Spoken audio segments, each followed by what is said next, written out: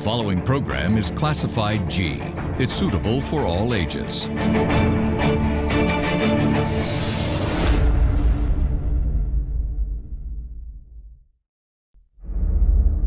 We would like to remind our viewers that the views expressed in this program by our participating guests are solely viewpoints of them who take part and does not reflect the views and beliefs of the Derana Media Network. This is an opinion-based program.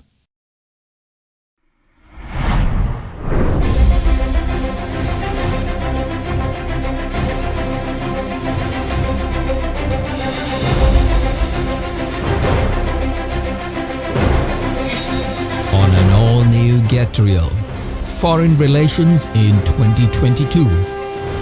As Sri Lanka moves to another new year, foreign policy and foreign relations will take a prominent role, just like in 2021. Sri Lanka now sits at a crucial spot where superpowers worldwide are vying for a chunk in the Paradise Island. With new investments from countries like the US is set to take form despite the objections, and with already established projects from countries like China and India to take off, how crucial will the balance of foreign relations be? Will the current non-aligned policy work in 2022 amidst the pandemic, or will Sri Lanka be forced to pick sides to further its development and progress? For insights and analysis, tonight I'm honored to welcome back a good friend of the show, Foreign Secretary Admiral Professor Jayanath Colombage. Real views, real opinions, and for an honest conversation, this is Get Real, and it all starts right now.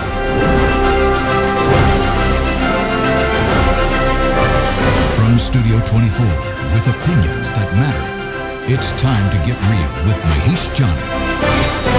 And a very good evening all. Thank you for taking the time to join me on yet another Monday night on Get Real as we discuss issues faced by everyday Sri Lankans. Tonight, our focus moves towards our foreign policy amidst the pandemic. Foreign relations were crucial for this government to ensure that the people of this country get the services they needed and to make sure that they are safe amid growing concerns. Well, in my opening statement, should we reboot abroad? When President Gotabaya Rajapaksa came into power, his election manifesto was clear.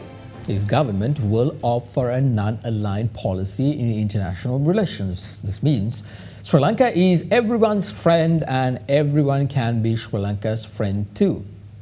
Now, the first few months of this was relatively easy to tackle, as President Gotabaya Rajapaksa's action proved that the country would keep to its promise of non-aligned policy. Moreover, initial contacts and relations with India and the US showed that his administration was breaking away from his brother's administration of allegiance to China.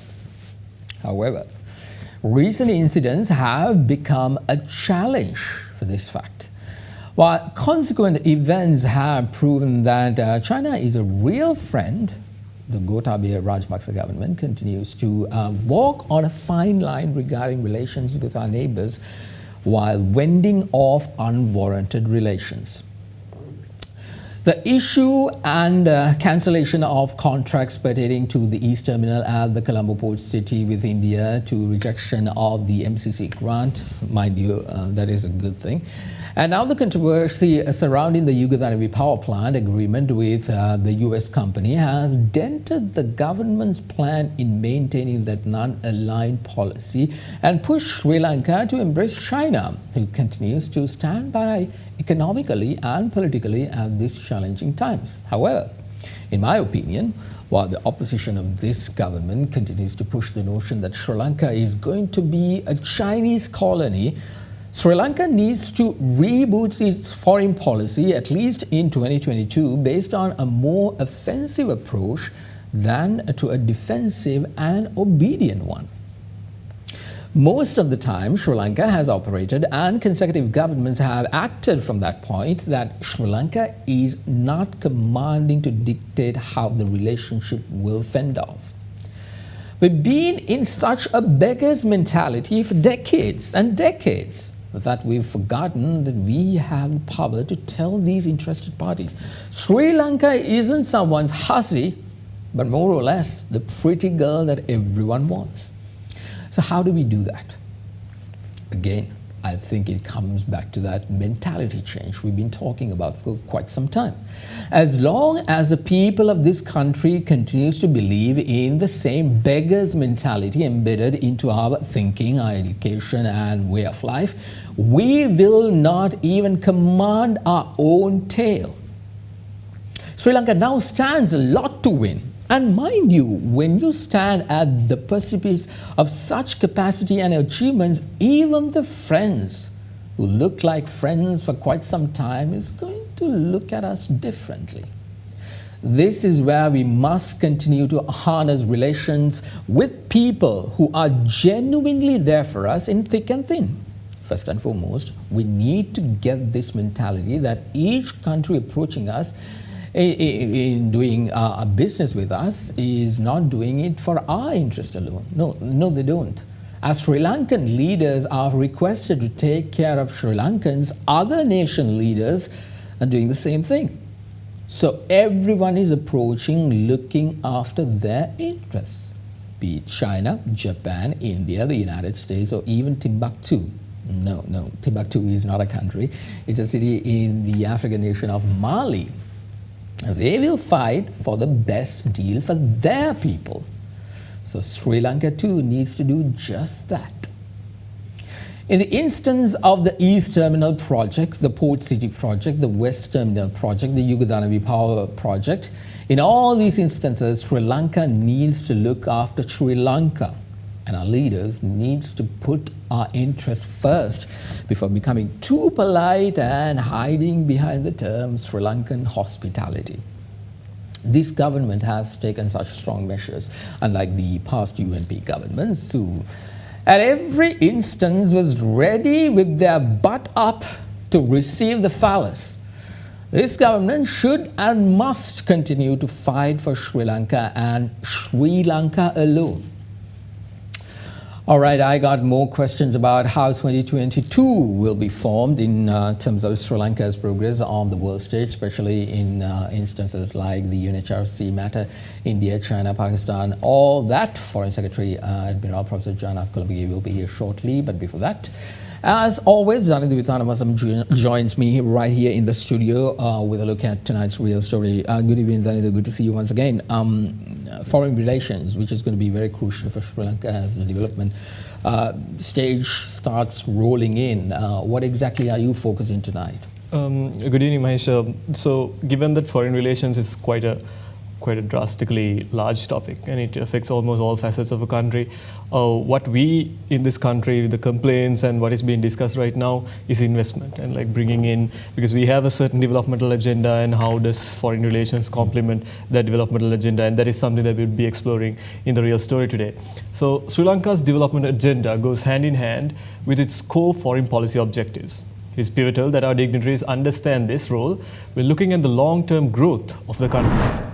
The focal point of growth for the next few decades is to be centered around frontier markets, especially in the Asian region. This provides the underlying reason as to why Sri Lanka should pursue an active diplomatic agenda in order to build its multilateral developmental interests. The beginning of 2021 saw much speculation about Sri Lanka defaulting on its foreign debt servicing commitments. These speculations were misguided and eventually proven wrong when the country paid back $4 billion in the past year, despite the tremendous strain on the economy due to the pandemic. It is in the midst of these developments that the Sri Lankan government had made efforts to temporarily close 3 of its overseas missions, i.e. the Sri Lankan High Commission in Nigeria, the Consulate General of Sri Lanka in Frankfurt, Germany, and the Consulate General of Sri Lanka in Cyprus. This was targeted towards saving foreign currency within the country. Our country's regional foreign relations are not limited to Asia. This is extended to Europe, where amongst defeats, Sri Lanka has also made many diplomatic victories. One key concern for the country has been the existence of the LTTE terror group's diaspora.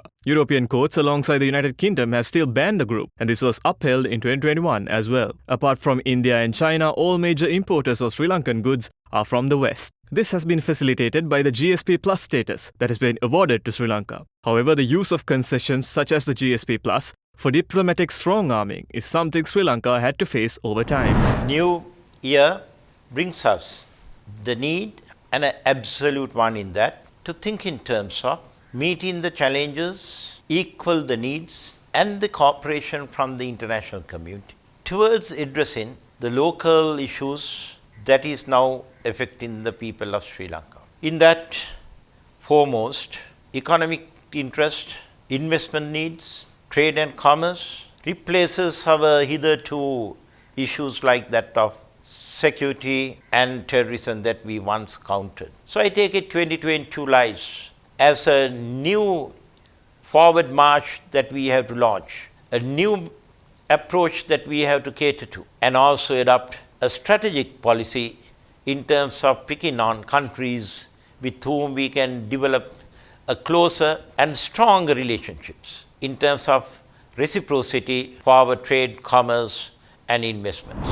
In this backdrop, the current government has established strong ties with China in supporting our developmental agenda. In December 2021, a currency swap was arranged with the People's Bank of China to the tune of $3.1 billion. Sri Lanka was capable of procuring the required vaccinations for its population as well, given the strong foreign relations established between the two nations. China has lent over $5 billion for the development of various infrastructure projects, including ports, highways, and a coal power plant over the past decade. The Chinese foreign minister visited Sri Lanka yesterday as well.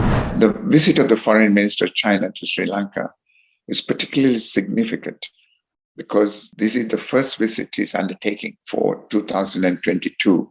He'll visit a number of African countries, then arrive in Sri Lanka and return home from here. That itself is a demonstration of the closeness of the relationship and the importance that China attaches to Sri Lanka. You should remember that China is the second biggest economy in the world, and according to the World Bank, it is likely to become the first, surpassing the United States between 2028 and 2030. The way China has confronted the COVID pandemic and appears to have overcome the threat suggests that it is quite capable of achieving that goal sooner than later. Maybe it may even surpass that goal.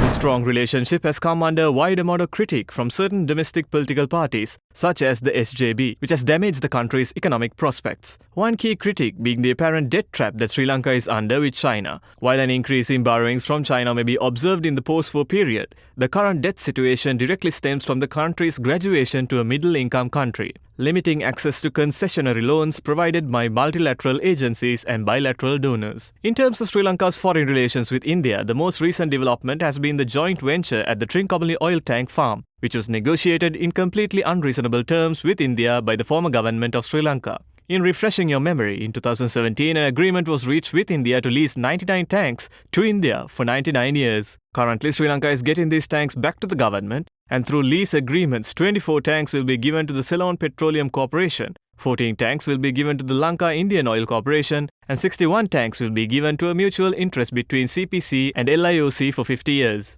The West Container Terminal of the Colombo port is to be developed in partnership with the Adani Group in India. In early December last year, Finance Minister Basil Rajapaksa had visited India as well. Sri Lankan High Commissioner to India, Milinda Moragoda, had stated that India's ITC Hotels is investing up to $400 million in Sri Lanka. It is clear that Sri Lanka's approach is to work hand in hand with improving economic diplomacy. In this background, after 23 months, the country has broken from the 80,000 monthly tourist arrivals rate, with 2021 bringing in close to 200,000 tourists from a variety of nations. This was further facilitated by the multilateral efforts taken by the Sri Lanka Tourism Development Authority, which has fostered a key marketing campaign in Ukraine and Russia, targeting a majority of the winter travelers. For December alone, these two nations have been top performers. Now we operate from Russia, Moscow, 4 direct flights, 2 Sri Lankans and 2 Aeroflot. All flights are full these days to Sri Lanka because it is heavy winter here in Russia. I'm really happy that we managed to send this amount of tourists from these countries. In terms of merchandise exports, Sri Lanka is on its way to surpassing its highest revenue ever by closing in on $12 billion, a testamentary factor to how well the country is working with peer nations in terms of trade relationships. When President Gotabaya Rajapaksa came to office, the government undertook a policy that said India first, which bore its merits, especially considering the vaccination efforts in the initial response to the pandemic. This reflects the country's commitment to establishing solid regional ties when moving forward, a point significant when considering creating a foreign policy that has longevity. Mahieash, I believe the establishment of this foreign policy and taking this foreign policy forward, something that we haven't been able to do over successive governments, is something that would be quite an interesting subject to touch on today's discussion. Indeed, and also the approach, what I just spoke about in terms of making sure that we take care of ourselves and not just be this nice little person who everybody actually like you, that is, be like you, try to make sure that everybody is happy, but then we are unhappy at the end. Thank you very much, Dani Dutanamasam, the very nice, very kind, very good Dani Dutanamasam, with a look at the real story there. We will take a short commercial break. On the other side, Foreign Secretary Admiral Professor Jayanath Colombage will join me. This is Get Real. Back in a moment.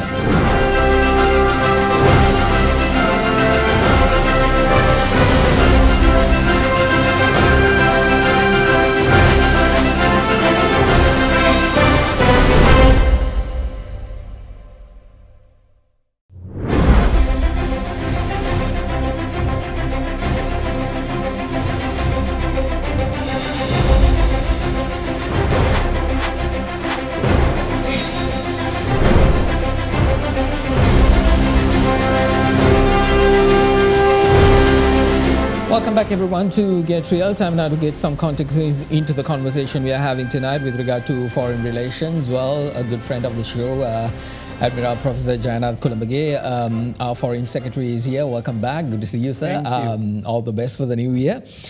Let's start off. 2021 was a very challenging year. Compared to 2020, 2021 was even more challenging, and most are predicting that in 2022 it will become worse. So, before I get into the nitty-gritties of our conversation, I want to ask what exactly, as the foreign ministry, as the foreign service of this country, as this nation under a new administration, under a new government, what did you all manage to achieve back in 2021, and exactly how would that translate into 2022? Well, Mahieash, good to be back with you, and everyone, wish you a very happy new year. As you mentioned, 2021 was indeed a challenging year, not only for Sri Lanka, but for the whole world. And we were not an exception. And main challenge was, of course, the COVID-19 pandemic, or the challenges associated with that. And the major requirement of the Foreign Ministry in 2021 was to rise to the occasion how best we can support the health mechanism in the country. In that, I must say that the Foreign Ministry, all the desk and our missions abroad worked tirelessly in getting required vaccination. Now we note as of today, nearly 92% of our targeted population is fully vaccinated. That means with double doses. Now this is a rare feat. That is a very positive thing. And if you take the world, we are still in the first top 10 of the world as far as vaccination is concerned. But where did this vaccine come from? Everything came from abroad. Now, of course, China was the main donor with about 70% of that vaccine. And India, Russia, America, UK, Japan, everyone supported us. But that was a huge coordination effort. Now, I'm very proud to say that we work very closely with those agencies who were manufacturing the vaccine and those governments, because you see, vaccine was not a commodity which you can just buy. It had to have the consent of those respective governments. And then we helped the health ministry greatly. They only had to indicate the requirement and we would get it for them. And we did not wait for letters or anything like that. Just over a telephone call from the chairman of the SPC, we get into action. And we follow up with the documentation later. And therefore, we did a great job by getting the vaccination or the vaccines to the country. And also, not only the vaccine, there were other requirements as well. And, unfortunately, we were not really a medicine-producing country. But now I think we are getting there. So there were a lot of other requirements to our healthcare as well. And then, of course, even other donations. I mean, we needed money, we needed food security. So Foreign Ministry and the missions rose to the occasion beautifully. And you can ask this from the Ministry of Health, the SPC chairman, the secretaries, they would vow for what I'm saying. So we did a great job in that. We don't even have to ask them because it's very evident. If by any chance, if you were very comfortable in going to one of the vaccination lines and getting your jabs, both the jabs comfortably, when the world was talking about Pfizer, we had Pfizer. When the world was talking about the latest, the newest vaccine that is available, whether it's a tablet or anything, we have it, and it's very evident. And kudos to everybody in the foreign ministry for doing their job, because something that is not exactly seen in other parts of institutions. If you take the gas issue, massive errors that occurred, which is not relevant. We could have done away with it, but our appreciation to the foreign ministry. 2020 was a year where we were looking at bringing in so many Sri Lankans back to this country. That I think that was one of the conversations we used to have at that time, telling people, you utilize this particular portal. This is how we are utilizing our aviation industry, Sri Lankan Airlines, to bring in Sri Lankan stranded. Now, the picture is changed. Now everybody is going back. Everybody wants to go back into those areas and start working. Because one thing we saw was when they came home, so did the amount of dollars and funds that we were getting from the remittances of workers abroad dried down, and that drastically affected our foreign reserves. Now this year, y'all are sending everybody back, and if they want to go, those facilitations are occurring. What is the growth in that? What is the update on that? And what exactly is the ministry looking at in 2022? Well, Mahieash, just yesterday, my foreign minister returned from South Korea. And one of the main purposes of his visit to South Korea is to send our people back and to send additional people. And right now, we are looking at job markets across the world. And as you said, large number of people are now ready to go back. A large number of countries are now ready to take them back, because there was a dichotomy. Although we wanted to go, we couldn't just go. I mean, unless the host country is receiving you. And of course, there was this fear in 2020 when the COVID was spreading. Sri Lanka was considered as one of the safest locations. So people wanted to come back. And actually, we told them, just hang on there. But then we couldn't really resist taking them. So we did that. And we nearly took like 250,000 people came back, mainly people who were working abroad and students. Now everybody wants to go back and finish their contract, finish their education, to continue their job. And not only the people who were earlier there, but the additional people. To me, it's a good thing. We need to send people abroad, earn more money to the country so that our development can continue. Now, we are right now looking at that. Because right now, the requirement is, the demand is so high and the supply is there, but the modality is still slow. Because in some countries, the quarantine regulations, vaccine regulations are very strict. And also, visa processing is a major issue. Because, when large number of people wants to go at once, so processing takes time. Now, everyone has limitation. So we are trying to negotiate with missions based in Colombo and also in India. Now, for example, country like Hungary, right? A country like Romania, there is a huge demand for Sri Lankan labor. Wherever Sri Lankans go abroad, they do brilliantly well.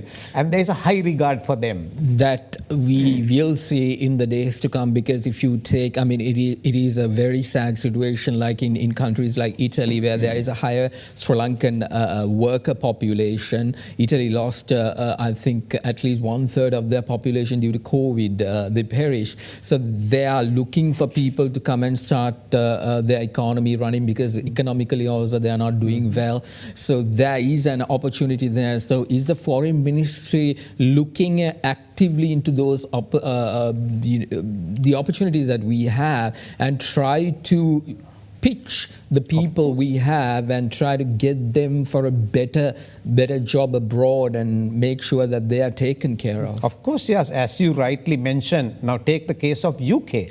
They are looking for caregivers, health workers, Now, to do that, I mean, we can't just send an ordinary person. We need to train them. We need to provide them with skills, sufficient skills for them to go and do a good job. So that's what is happening right now. We are now in discussion. I think within this month, we should be able to sign a MOU with the UK government to accept some more Sri Lankans, but we need to train them. So we are in that process. Similarly, now Middle Eastern market, right? There is a huge demand now because those economies are back and booming and thriving. When they are thriving, they need more people to come. So we are now trying to identify where there are requirements, where the demand is high, and how do we cater the skill, enhance the skill level of our people, and then how do we facilitate them through the regular means, not illegal means, through the regular means, because if you go illegally, then you lose everything. I mean, you might get some money, you don't have a health insurance, you're nobody there. We don't want to encourage that. Especially these days, you really need to have that especially backup. now, of course. So we want to send them legally to where there is a demand. Foreign Secretary, you see, I don't know whether exactly this falls under your purview, but the Foreign Employment Bureau, which, I mean, usually what we know about them, thus far is sending a lot of housemates to the Middle East. Now, COVID has changed that structure. We have new markets in the world where we can actually send our labor and gain a higher income level to this country. And but the skills, like you very correctly said, is missing in certain areas, and areas which we have not thought about before. It is always the low-level type of labor which we are trying to send, but we do have that high-end market. Is the Foreign Ministry working closely with the Foreign Employment Bureau and other agencies to meet that demand? Because the opportunity is right now there. We got to grab it. If not, you can't be talking about losing opportunities in another 2-3 years' time, because other countries are doing the same thing, especially in the region. Yeah, Mahieash, you are absolutely right. But let me correct, the Foreign Employment Bureau is not only interested in sending the lower income category of people abroad. I mean, I know personally because they are in constant dialogue with us, because they are pushing us. They are pushing the Foreign Ministry to look for skilled labor, skilled jobs, and a skill migration. So we are helping them a lot. So there is a process going on very vigorously, and identify, actually in some cases, now we have identified the high-skilled jobs, we have ready with the people, but the processing of visa takes time. So Foreign Employment Bureau is, I think, doing a great job. I don't know about the past, but right now they are focusing on exactly what you mentioned, migration of skilled labor to work there and earn better money. In new markets. In new markets, like I mentioned, UK, and then of course Europe and Germany. Again, there is a huge demand for caregivers. You know, the population in most of these countries are getting aged, right? When the people are growing old, they need someone to take care of them. And they may not even have their children with them to look after them. So they hire a person. But that person should have the language skill, the health care giving skill, all that, the courtesies, the politeness, the patience, all that is needed. So I think we are on the right track. Before we go in for a break, Foreign Secretary, very quickly with regards to what are the plans for 2022 in terms of this? We are having opportunities. There are lots of areas which we are trying to get done. I understand while you were doing the vaccination process in one side, you can't forget about the economy, you can't forget about the trade agreements which we are continuously signing, and the development portion of it. You can't say, because of COVID we couldn't do it. That is not an excuse that you all can give. So what exactly is the target for 2022? Well, as you rightly said, our economy is a major concern now. We have to bounce back, and the signs are positive. And as the Foreign Ministry, that is one of our main missions for 2022, to help the economy to bounce back. When I say bounce back, in what areas? We need trade, we need investment, we need tourism, or the tourists to come. So these are the three areas that we are trying to focus, tourists to promote. Are really, really booming these days. Yeah, it's great. All the hotels are booked. I asked a couple of big hotels, all the rooms are occupied.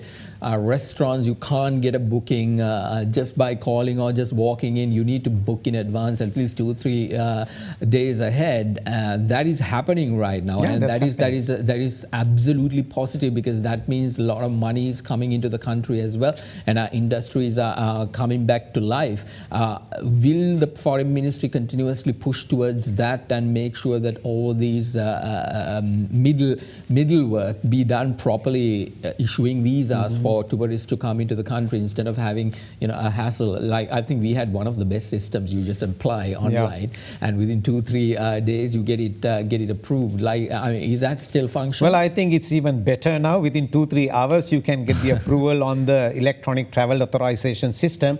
And foreign ministry through our missions is really promoting tourism. Even when the Chinese foreign minister was here yesterday, one of the requests that our president made is to let Chinese tourists come back, even as a bubble, because Chinese tourist segment was quite big and there were high spending tourists in the country. So we are doing our best through our mission to promote Sri Lanka as a tourist destination. It's not that difficult, because Sri Lanka is regarded as a great tourist destination. And one of the good things is Sri Lanka is considered as a safe place. In the COVID world, it is considered as a very safe place to come. So people are coming, but we need more people to come. I mean, right now it's about 85,000 to 90,000 per month. If we can go up to about 200,000 a month, that's the time we start earning the much needed foreign exchange to the country. I don't think that is an undoable target. No, I think is. Looking at what's happening today, we can pretty much say within like a month we will reach that. And organizations that has been hammering Sri Lanka, like CNN, is now telling must-visit destination Colombo you have to include that in 2022. Foreign Secretary Admiral Professor Jayanath, Colombage. Let's take a short commercial break. I'm in conversation with the Foreign Secretary with regard to the current situation in Sri Lanka, with regard to foreign relations, foreign diplomacy that is going on. There are two areas which I really specifically want to get into with him, with regard to China, India, and of course the United States. A little bit of a hot topic. Let's take a short commercial break. You're watching Get Real. We'll be right back.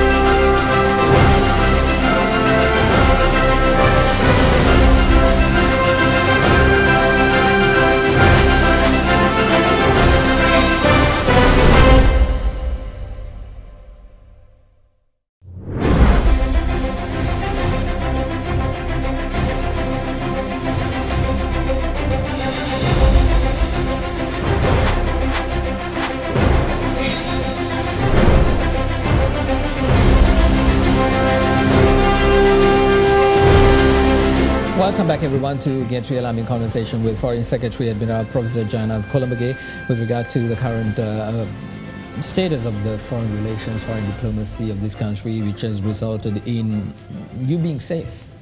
In the past year, we got all the vaccines we need, a lot of diplomacy, despite the fact that nobody is coming on the streets and screaming about what they did. The foreign ministry has done a tremendous amount of work in order to get us that jab and to keep Sri Lankans safe. And we are now looking at even getting the third dose well on the way. Admiral, I want to get into the hot button issues, which is America, India, and China. Let's start with America. So, in my opinion, if you have a lot of foreign businesses and foreign business entities within our country, there is an unsaid security blanket which would result in us being safe as a nation as we develop. We don't have much U.S. companies in Sri Lanka. Right now, there was an agreement for a power generating agreement, which is supposed to be one of the big U.S. companies that is coming into Sri Lanka in the recent past. But that was met with a lot of protest, and we might see there is a little bit of back and forth going on. How are you all tackling that? Because you're going back to America and telling everybody, come and invest in Sri Lanka. Now, one company came. Apparently, our people did not receive it well. So how are you all balancing that act? Because America is a country that's creating problems for us at the UNHRC, in the world stage, especially this current administration, the Biden administration. it is very bad to say, but thank God they have internal problems that they need to take care of. But if not, we will be getting hammered one way or the other. March is slowly approaching in Geneva. So again, we will see some kind of pushback from the United States. We disagreed with the MCC. I think we extensively spoken about that. How do you balance that, Foreign Secretary? Well, as you said, USA is actually, if you take exports, it's our major market is USA. And if you take the pillars of our economy, exports, remittance and tourism, these three are the main pillars. But then investment coming into the country, foreign direct investment is critically important. I mean, right now, unfortunately, we don't have a good environment which is very conducive for foreign investors to come, because we have to give investor confidence, let it be America, China or India or any company, we have to give investor confidence. Now, which entity is going to come into a country, wait for 6 months, 1 year for our process to continue? By that time they are tired and they are back.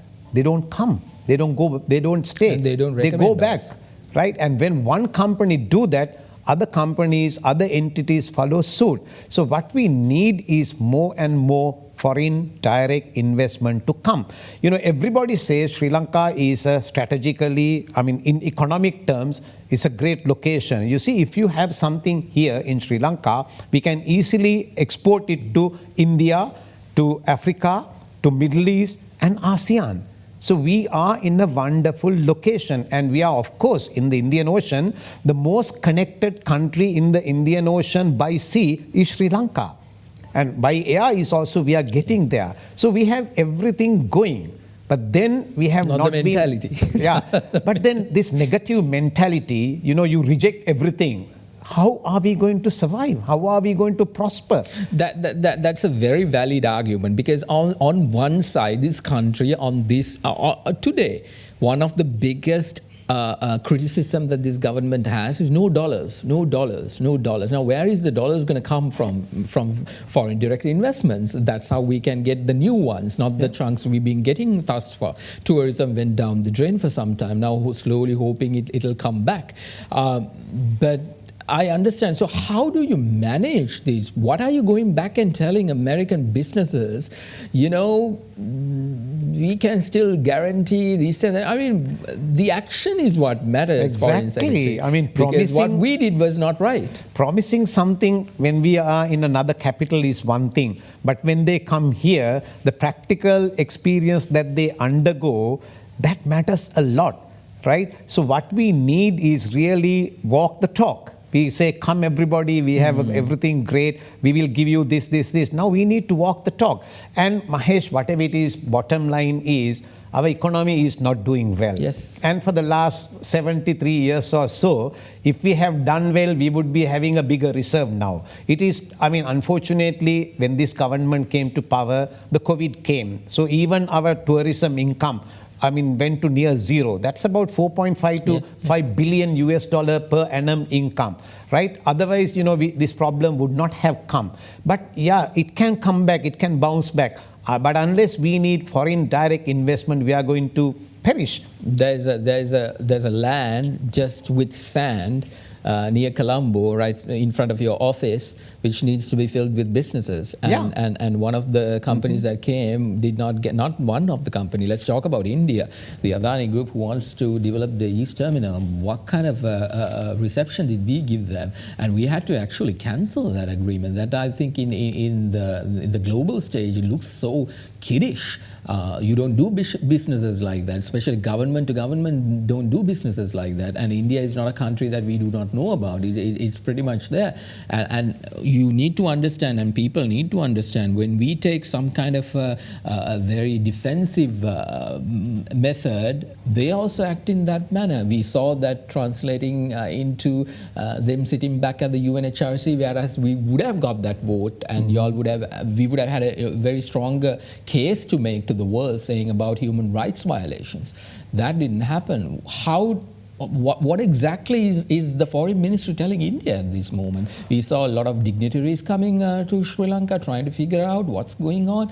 Is this the way this government is doing business? Well, actually, India, as you say, is a critical element in our relations in the world because strategically, India is the biggest country in the Indian Ocean, biggest population, biggest coastline, and a major economy and a fastest developing economy. So we need to benefit from India. There is no doubt, none whatsoever. But in order to, pacify India, one thing is we have to tell India, we have to prove to India that we will never be a strategic security threat to India. The moment India feel insecure about Sri Lanka being exploited by someone, it's problem. So that is one message we are telling loud and clear. And I have heard His Excellency the President saying this in no uncertain terms that he will never ever allow the Sri Lankan land or the ocean area to be a threat to a country by another country, especially referring to India. So this is military, right? No, not necessarily militarily, but I mean, when you say strategic,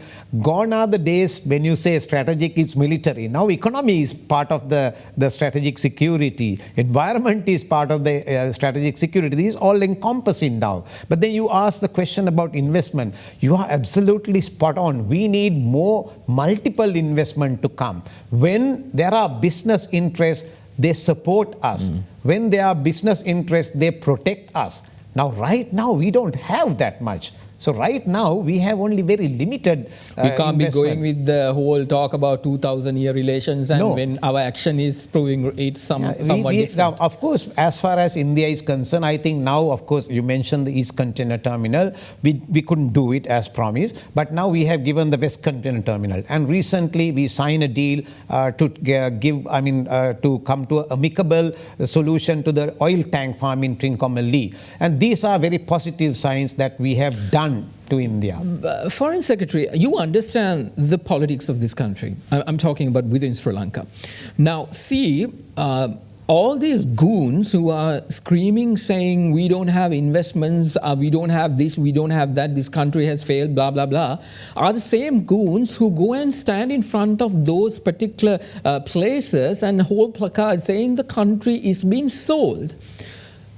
Put this argument to rest. Are you all selling assets of Sri Lanka at this moment? Are you all selling assets? Let's take about the oil tank. Are you selling our assets to India? Are you selling our assets in terms of China, the port city, or whatever our roads? Are you giving complete control to these countries? Because apparently, if you switch on a TV, forget about other television channels, switch on our one, and when you see our 655 news, you see, my God, this country is screwed. Because that is how these people, especially the opposition, is projecting it. Anybody who comes, any foreign investor, I don't think they want to even look at this side of the Indian Ocean because such negativity is going. So please put to rest, are you selling Sri Lankan assets to the world? The very clear answer is no. Sri Lanka is not selling anything. But you see, now Sri Lanka is a country, we have a land.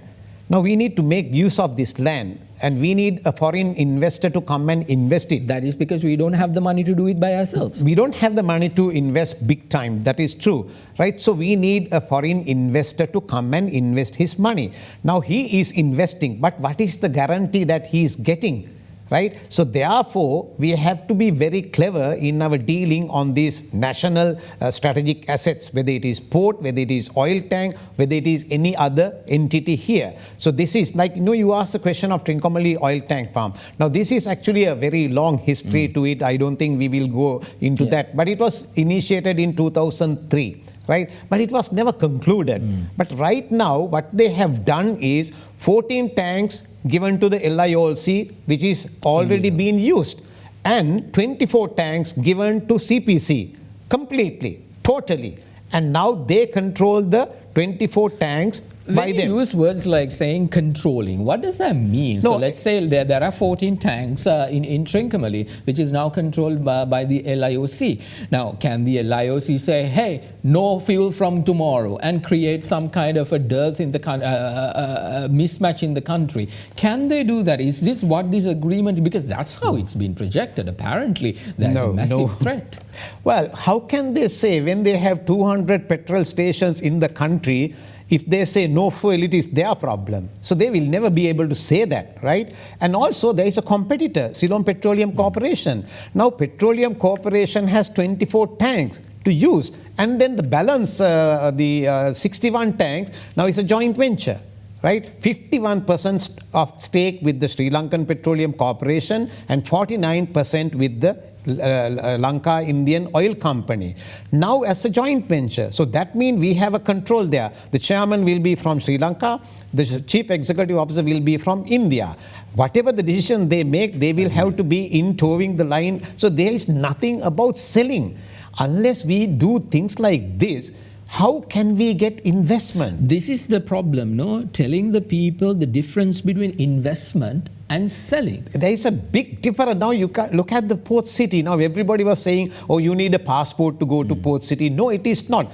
Port city is Sri Lankan land, but it's a special entity. But if we want it's a zone, right? But if we want the investors to come into the country through our red tape and bureaucracy, nobody come.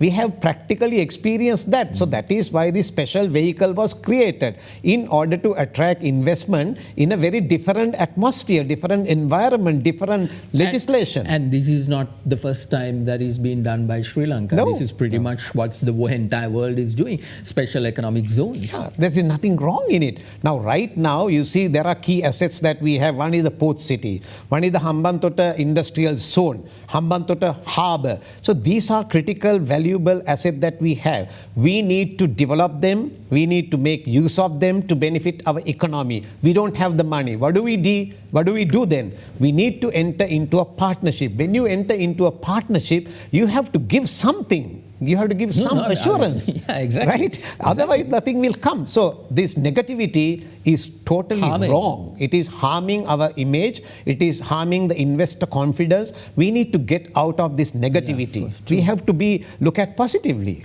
Absolutely true, Foreign Secretary, because enough, no? I mean, at least in 2022, let's just stop the bickering, let's stop the bitching and mourning and trying to actually get this country running. There's no point in talking about if our action is proving us completely opposite of that. Let's take a short commercial break. I'm in conversation with Foreign Secretary Admiral Professor Jayanath Colombage.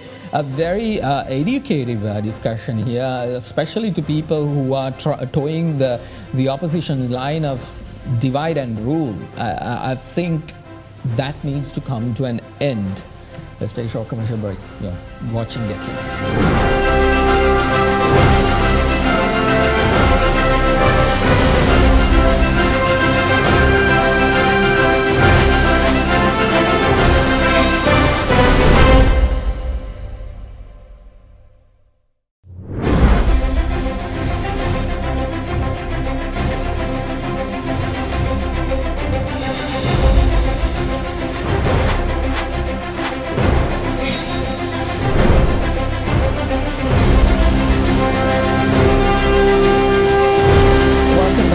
To Get Real, I'm in conversation with Foreign Secretary Admiral Professor Jayanath Colombage. We've been talking about India, we've been talking about the United States. Let's talk about the third pillar of our foreign relations.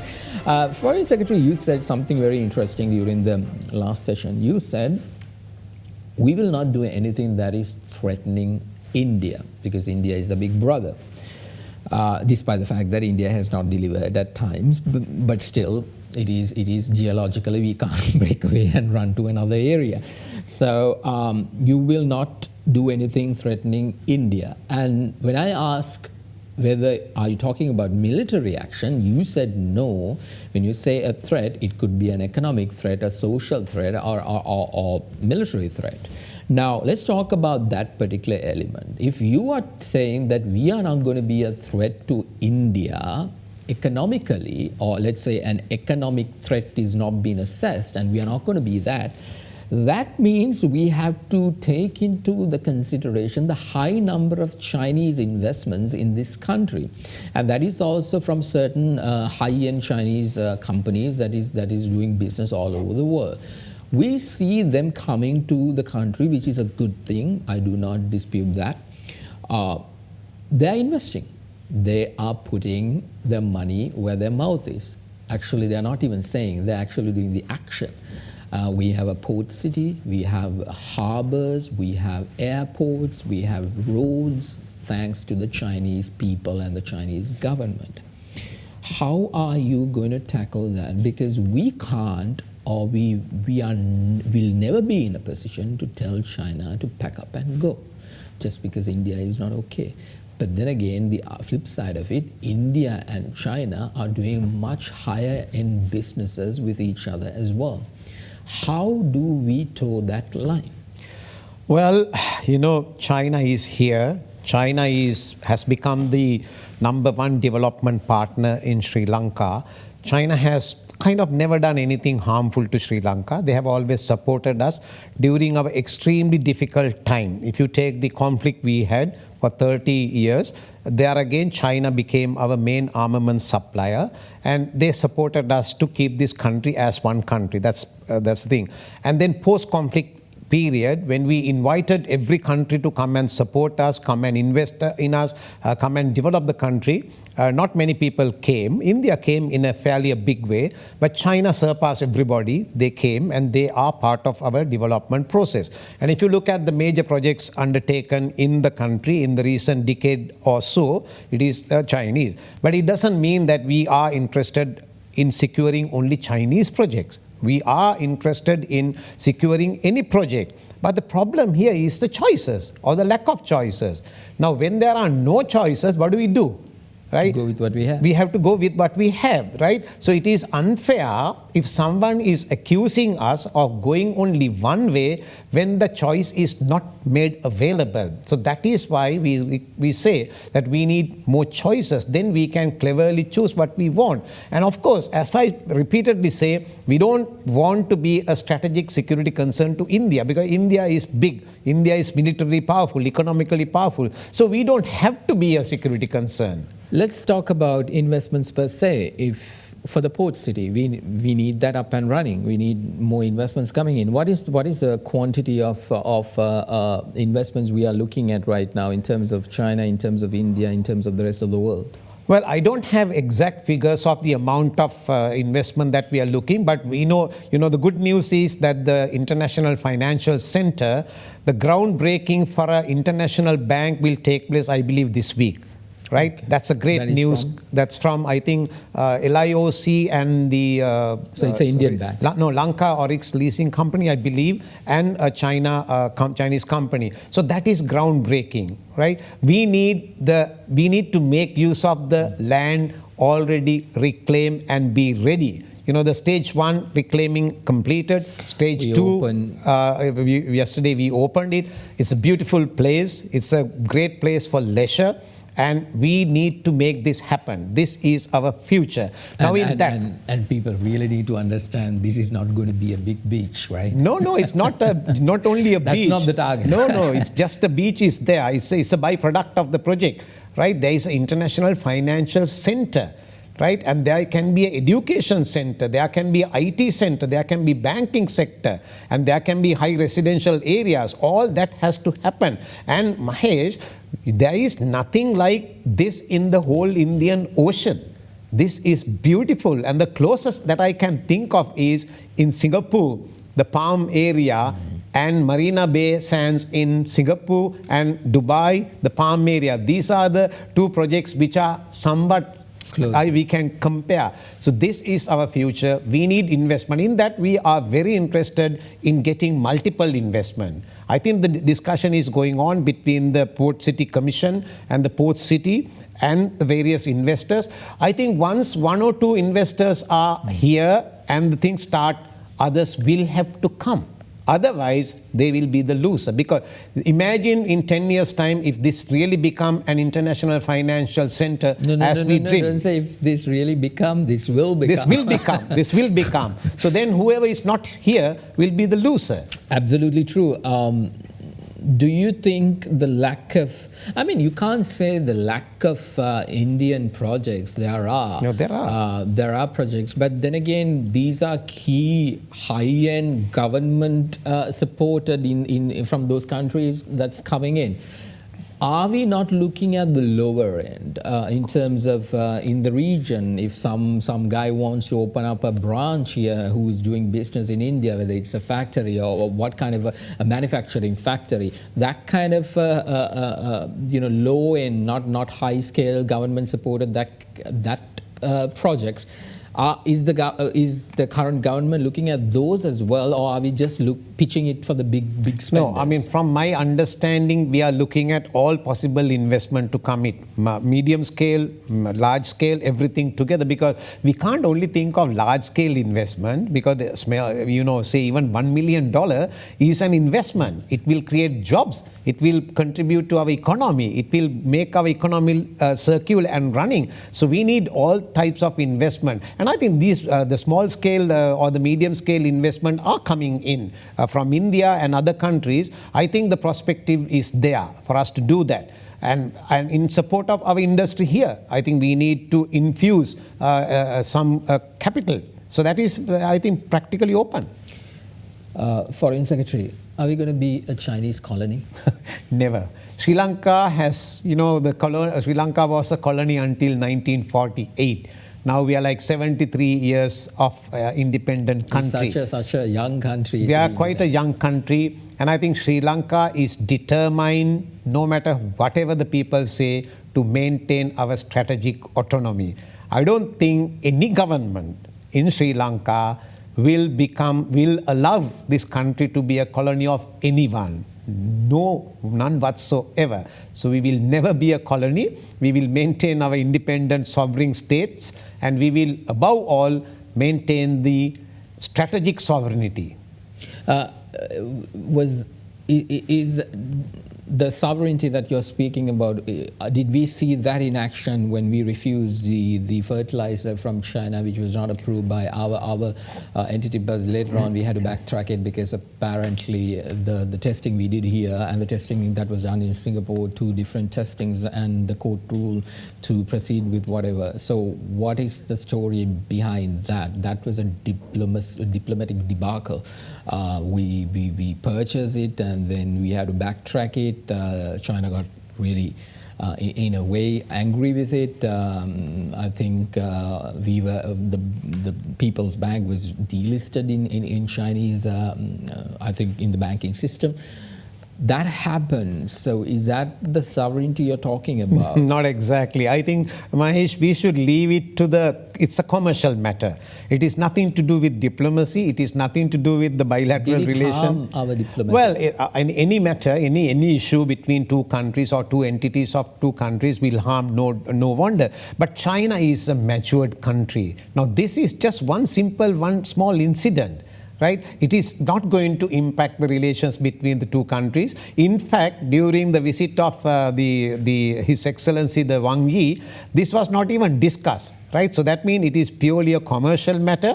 I believe it is now settled. It has gone to courts and there is an arbitration clause. So let them settle it the way it is a commercial transaction. It has nothing to do with bilaterally or diplomatically. I don't think it is an issue. It is nothing to do with sovereignty. It is purely a commercial matter. Foreign Secretary, we are running out of time, but I really want to ask this question from you. Recently, we had an incident where a Sri Lankan lost his life in Pakistan due to certain matters. I mean, we have extensively discussed in this program with regard to the life of Priyanka Kumar.